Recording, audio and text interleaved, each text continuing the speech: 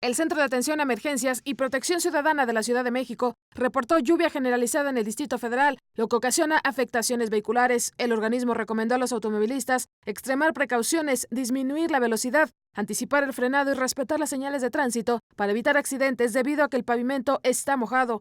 A su vez, la Secretaría de Seguridad Pública del Distrito Federal reportó en su cuenta de Twitter asentamientos vehiculares en diversos puntos de la ciudad, como en Avenida Constituyentes con dirección hacia el Puente Conafrut, Paseo de la Reforma hacia Circuito Interior, en Eje 1 Norte en Fray Servando y Eje 3 Oriente, la Avenida de los Insurgentes, entre otros. Noticias TVC.